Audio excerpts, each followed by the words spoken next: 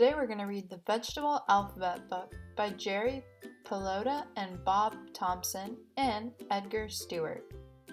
And I'm Lauren from AmeriCorps.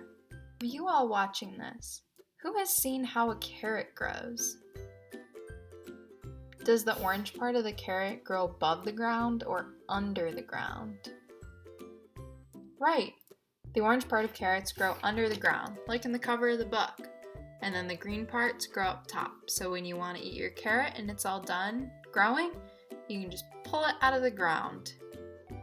When did you last eat a vegetable? Think hard. Did you have a vegetable for breakfast this morning? Did you have one with your lunch? I didn't have any vegetables with my breakfast this morning, but I did have some for dinner last night, and I'm gonna have more for lunch today. Vegetables are my favorite food group. Remember that it's important to eat a variety of different vegetables so you can get all the nutrients that are available from different kinds of vegetables. Now, if I say a vegetable that you've tried before, I want you to stand up and do one jumping jack. Let's get to reading.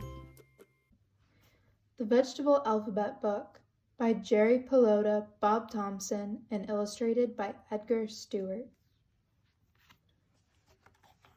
When planting a garden, the first thing we have to do is prepare the soil. The ground needs to be turned over. Any sticks and stones should be tossed aside. We then might add compost to enrich the soil. Ultimately, we want the soil to be loose and level.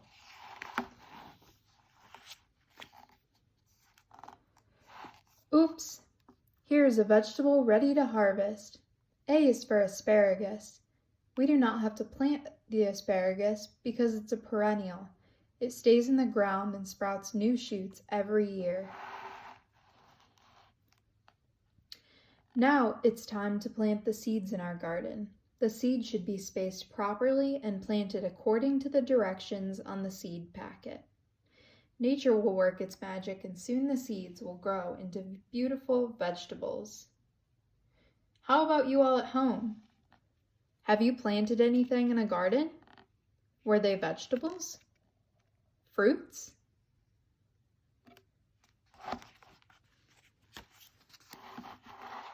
B. B is for beet. This is a root vegetable. The beet greens that grow above the ground can also be eaten. Some people like the beet greens better than the beets. Worms and toads are good for your garden. Hey, worm, wiggle your way to the W page where you belong. C is for carrot. Carrots are one of the few vegetables that are bright orange in color. Of course, people are not the only ones who love carrots. D is for daikon. Daikon is a white radish that is shaped like a big, fat carrot.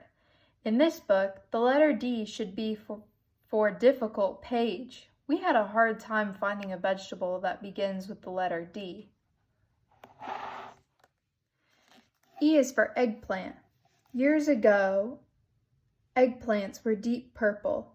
Now, gardeners can grow bright white eggplants. Some are called Ghostbusters and others are called Caspers.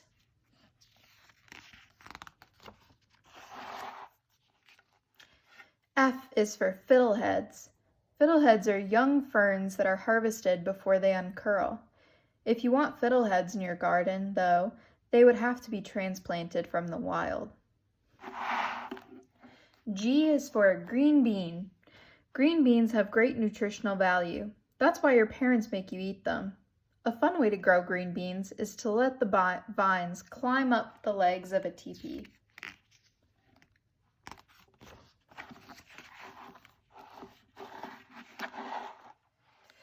H is for horseradish. Horseradish is a big, ugly vegetable that has extensive roots. Horseradish is generally used in a hot sauce or seasoning for foods.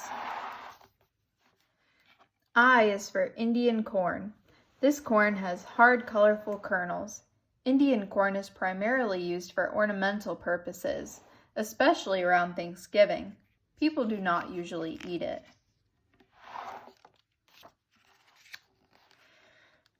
J is for jalapeno. You are in for a big surprise if you bite into a jalapeno pepper. This is a hot, hot, hot vegetable. Eating one will make you feel like your mouth and throat feel like they're on fire. Jalapenos can even make you cry. Be careful. K is for kohlrabi. Kohlrabi is most common in Europe than in North America. The many thick stems of this vegetable make it look like an alien spaceship with lots of antennas. L is for leek. Leeks are easy to grow and are naturally pest-free. Insects and animals do not like to eat them. Leeks can be harvested early when they're as small as your baby finger, or later in the year when they're as long as your arm. M is for munchkin. Munchkins are little tiny pumpkins that can fit in the palm of your hand. Giant mammoth pumpkins grow so large that you have to call someone with a forklift or a backhoe to pick them up.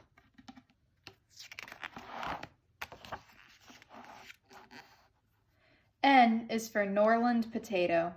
Potatoes grow underground. There are almost 300 different types of potatoes worldwide. Not all potatoes have brown or yellow skin. There are even red, white, or blue potatoes. The Norland potato has red skin. Have you ever eaten a differently colored potato? Did it taste different? O is for okra. When picking okra, you have to be extra careful you do not pull down the whole stalk. Okra is an excellent soup thickener. Okra is also called gumbo.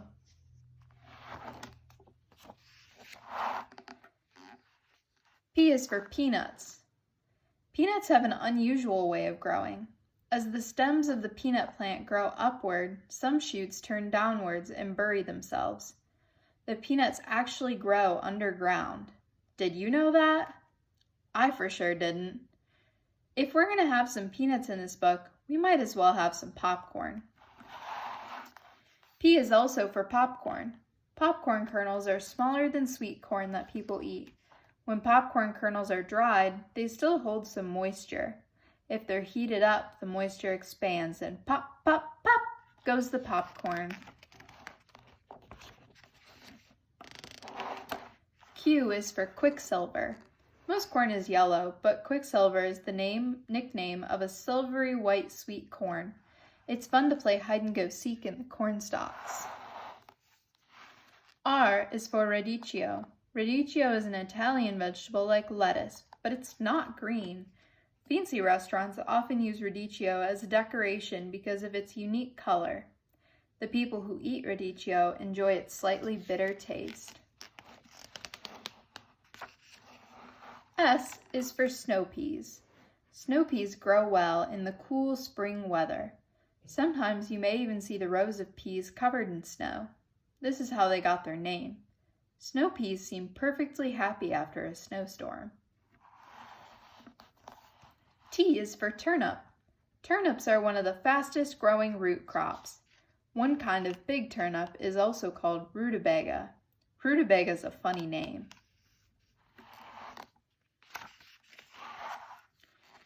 U is for Ultra Girl.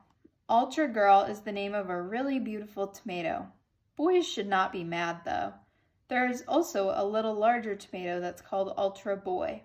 Tomatoes are the most common vegetables grown in gardens. V is for Victory Cucumber. Did you know that pickles are cucumbers?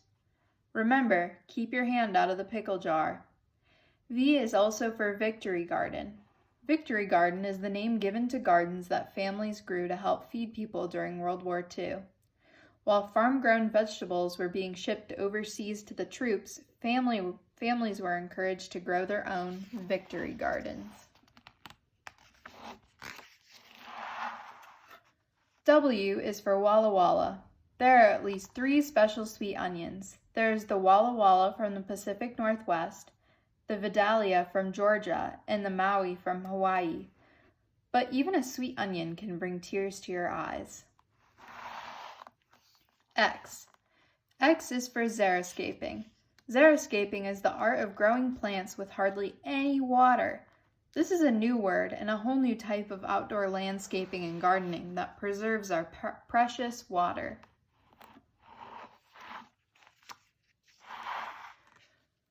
Y is for yard-long bean. This bean can grow to be about 36 inches long. You can use it for a belt, you can pretend it's a jump rope, or you can cook it and have a very long lunch. Woodchuck, you should go to the W page too. Z is for zucchetta. You may have to look through a zillion packs of seeds, but eventually you might find seeds for thin S-shaped vegetables called zucchetta.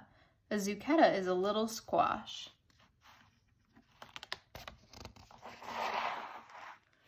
Winter is coming, and now it's time to put the Victory Garden to bed.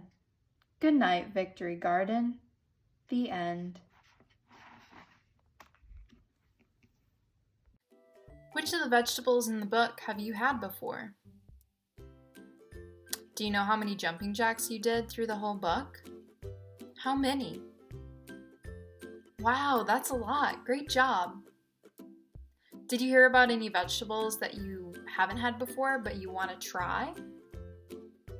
I'd like to try Daikon. I've never had that before. What's your favorite vegetable? My favorites are zucchini, artichoke, spinach. I like broccoli, and I love cauliflower. Next time you're picking up groceries, try and pick up a vegetable you've never had before. That's all for today. See you next time.